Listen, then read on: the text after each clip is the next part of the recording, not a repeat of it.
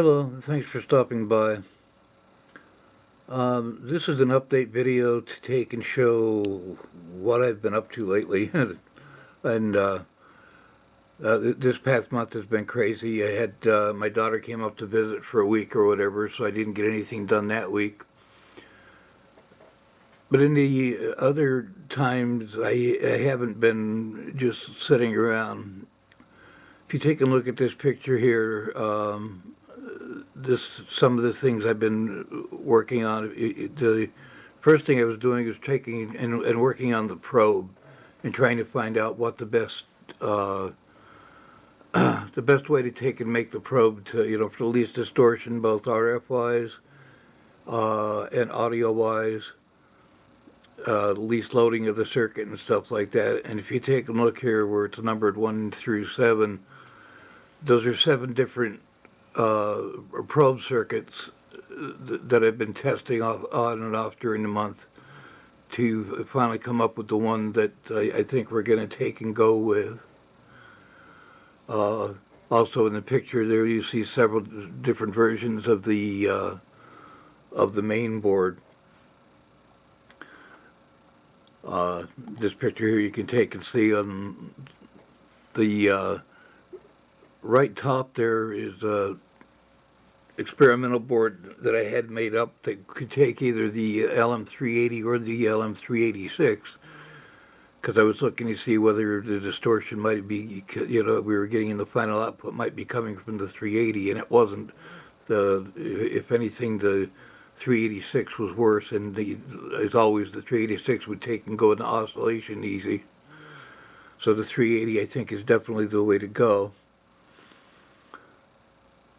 And then on the left side, the perf board there, that was a test board for transistorized input. And then I took and made it up on a little perf board and actually added it to our main board so I could fit it inside the case there on the bottom right. The JFET was just causing too much problems. It would distort really easy with just a moderately strong input. We would take and go into distortion.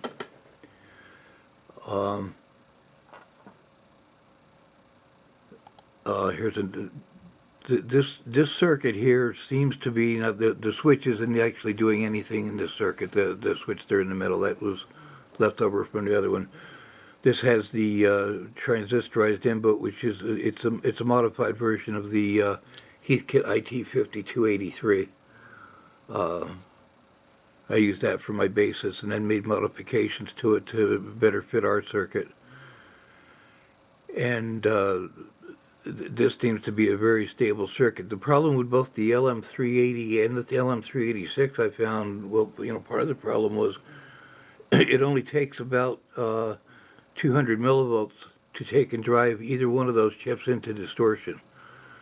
So if you have a super strong signal coming in, it's going to take and distort. So one of the things I did on the circuit was take and put a 750K resistor between the board and the volume switch, and it takes and limits how high the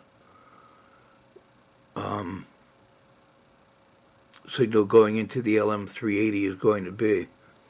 And it seems so far in my testing or whatever to be working out quite well.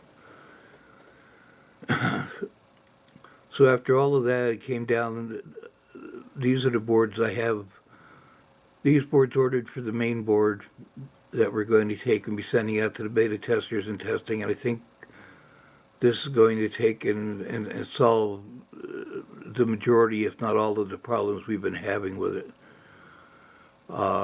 This has the transistorized input, with the LM380.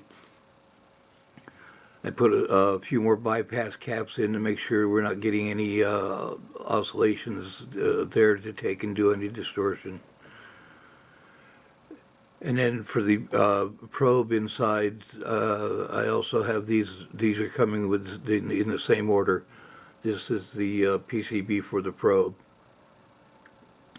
and it doesn't. This particular combination doesn't seem to load the test circuit any more than the Heathkit T4 did, and doesn't do any distortion to the circuit. The signal looks the same going in and coming out. Now, also, of course, besides working on the BDST, I've been working on other projects. Here's some test boards I've been doing with testing with the Simple AM. We're trying different things to get it, down pat where I feel it's ready for full production. And here's a closer picture of it inside the case that I'm planning to take and use for, or designing it for. That's one of my 100 millimeter by 65 millimeter cases. It fits right in there fine. The only thing I'm going to take, well, one of the things I'm going to do is the output right now is just like a post sticking up to take and hook the antenna wire on, and I'm going to take and have a terminal connector there on the end where you can take and feed the wire in from the side and tighten it down with a screw.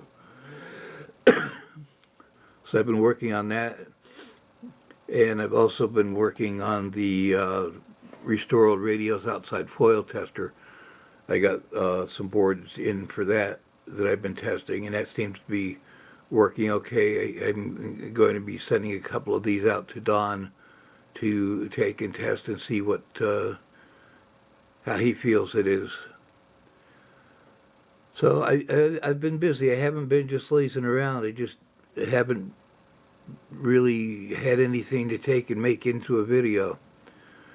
Now, I didn't put any signal representations in here because I've found before that, with the test boards, the cobbled together boards, and then the final boards, can be differences.